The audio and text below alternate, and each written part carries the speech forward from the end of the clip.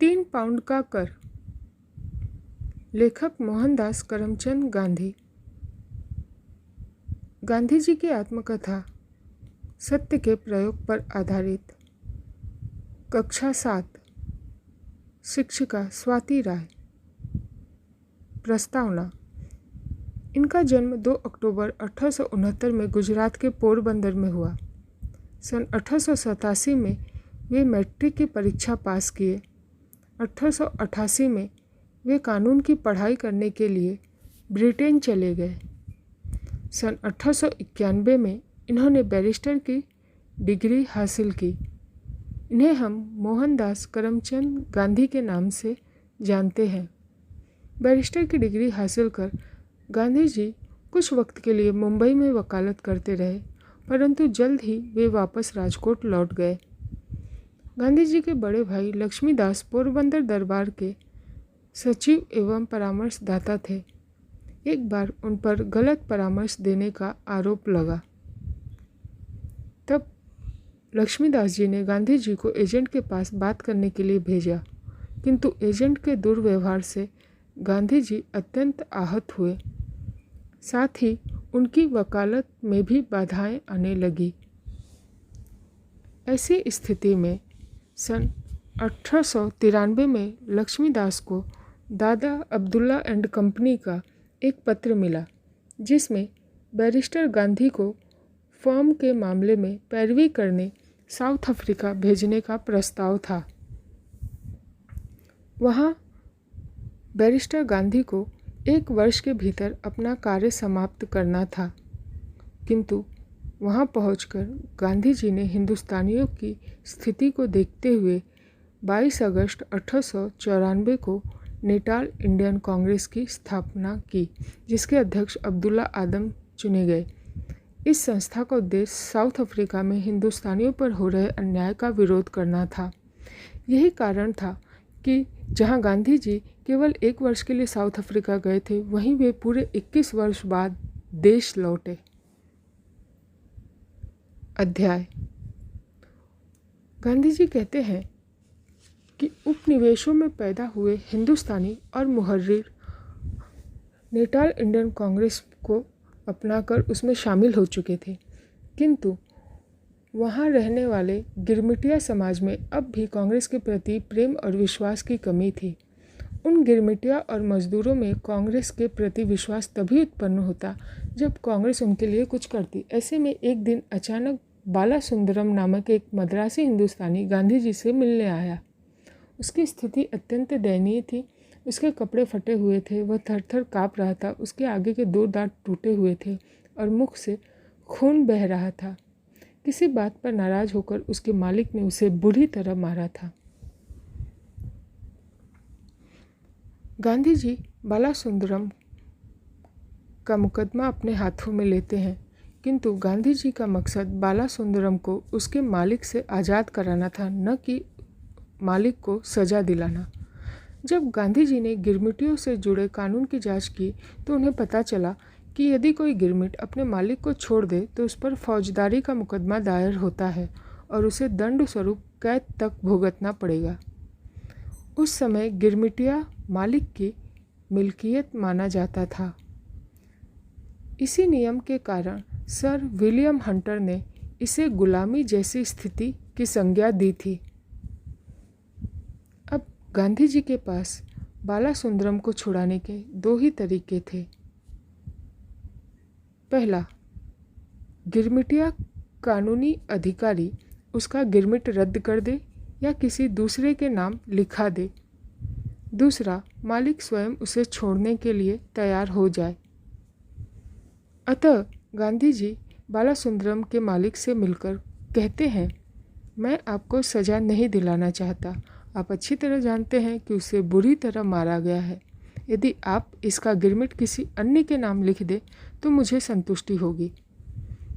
मालिक के सहमत होने पर गांधी जी उसके लिए एक नया अंग्रेज मालिक तलाशने लगते हैं और जल्द ही उन्हें अपनी पहचान के अंग्रेज़ों में से एक ऐसा अंग्रेज मिल गया जिसने बाला सुंदरम को अपने पास रखना स्वीकार कर लिया। मजिस्ट्रेट ने भी मालिक को दोषी मानते हुए बालासुंदरम का गिरमिट दूसरे के नाम लिखना स्वीकार कर लिया। इस बात से गांधी जी को अत्यंत प्रसन्नता हुई और इसके बाद गांधी जी के कार्यालय में गिरमिटियों का तांता लग गया। गिरमिट दरअसल इस शब्द का मतलब है परमिट, जो कि इसका परमिट का अपभ्रंश रूप है। इसका अर्थ होता है बंधक मजदूरी का इकरारनामा।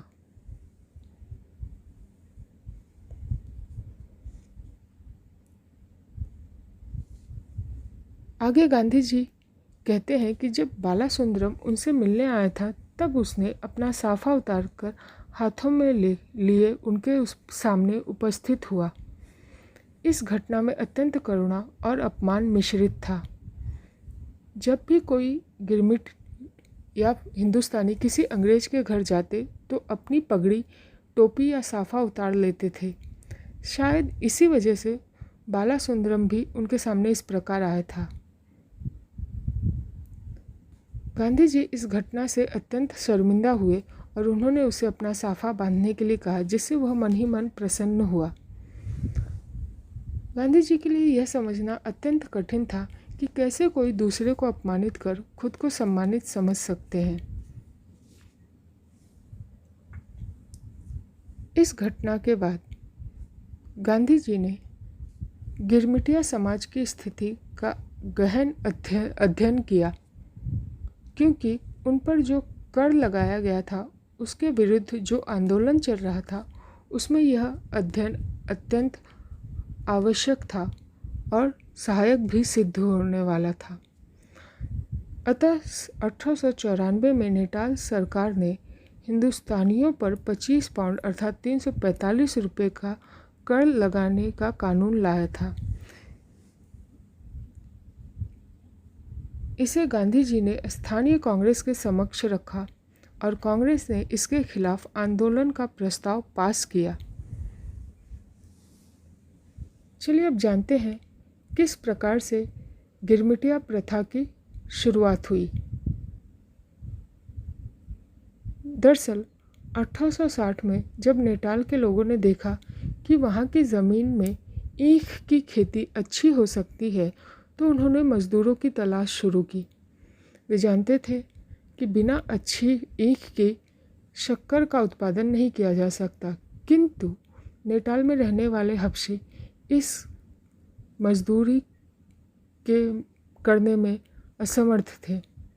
अतः उन्होंने भारत सरकार अर्थात तत्कालीन ब्रिटिश गवर्नमेंट से बात कर हिंदुस्तानी मजदूरों को वहाँ ले जाने की अनुमति ले ली। इसके लिए उन्होंने मजदूरों को कई प्रलोभन दिए, जैसे बंधन केवल 5 वर्ष के लिए होगा, उसके पश्चात उन्हें वहाँ बसने और भूमि का स्वामी बनने का भी अधिकार मिलेगा। दरअसल इसके पीछे गोरों की मंशा यह थी कि 5 वर्ष पूर्ण होने पर हिंदुस्तानी मजदूर जमीन जोते और अपनी परिश्रम का लाभ नेटाल को दे। हिंदुस्तानी श्रमिकों ने कठोर परिश्रम कर खूब साग सब्जियां बोई, भारत की उत्तम तरकारियां और आम पैदा किए, जिससे नेटाल में साग सब्जियों की कीमत कम होने लगी। साथ ही उन्होंने व्यापार आरंभ किए, ज़मीनें खरीदी, जिससे कई मजदूर ज़मींदार और मकान मालिक बन गए। अब वहाँ स्वतंत्र व्यापारी भी आकर अपना व्यापार करने लगे थे, जिनमें स्वर्गीय सेठ अबू बकर आमद पहले व्यापारी थे। वहाँ उनका व्यापार खूब जम गया था। यह सब देख गोरे हैरान थे, क्योंकि उन्हें हिंदुस्तानियों के कारोबारी शक्ति का अनुमान नहीं था। गोरे व्यापारी हिंदुस्तानियों की प्रतिद्वंदिता नहीं सह सकते थे। इसी बात से वे हिंदुस्तानियों के विरोधी हो गए, जिसमें दूसरी कई चीज़ों मिल गई, जैसे कि उनका रहन सहन, कम लाभ में भी संतुष्टि, उनकी सादगी, घर आंगन की स्वच्छता के प्रति लापरवाही, आरोग्य नियमों की पालना में आलस्य, अलग अलग धर्म आदि।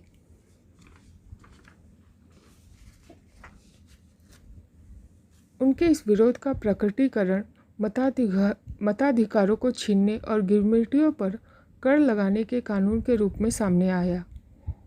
उन्हें कई प्रकार से तंग किया जाने लगा।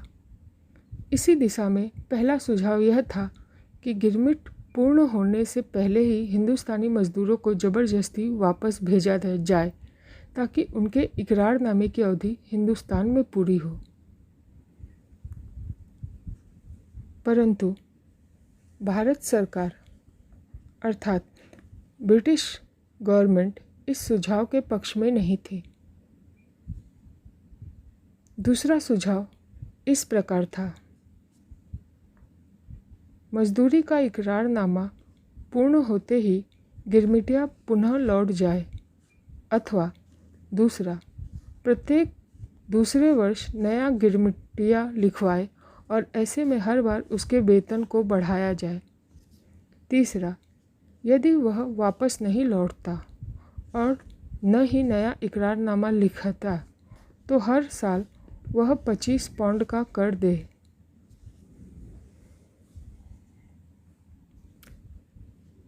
सर हेनरी बिन्स और मिस्टर मेसन का डिप्यूटेशन इन सुझावों को स्वीकार करने हेतु हिंदुस्तान भेजा गया। उन दिनों लॉर्ड एल्विन हिंदुस्तान के वाइसराय थे, जिन्होंने 25 पाउंड का कर अस्वीकार कर सिर्फ 3 पाउंड अर्थात 45 रुपये का कर लेने की स्वीकृति दे दी।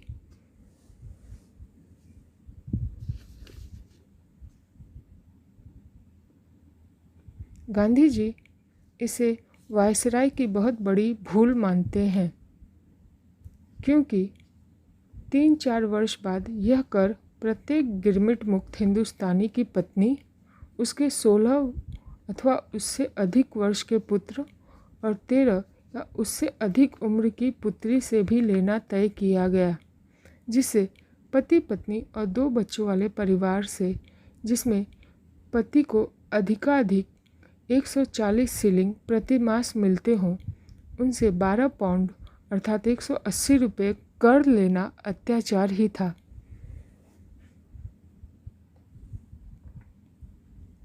नेटाल इंडियन कांग्रेस ने इस कर का जमकर विरोध किया। यदि वे चुप रहते तो शायद वायसराय 25 पाउंड भी मंजूर कर लेते। यह कांग्रेस के आंदोलन का ही परिणाम था कि 25 पाउंड के बदले 3 पाउंड का कर लगा। गांधी जी मानते हैं कि यदि कौम पराजय स्वीकार कर लेती और कांग्रेस संघर्ष न करती तो वह कर आज तक गिरमिटिया हिंदुस्तानियों से वसूल होता और इसका कलंक स्थानीय हिंदुस्तान को लगता।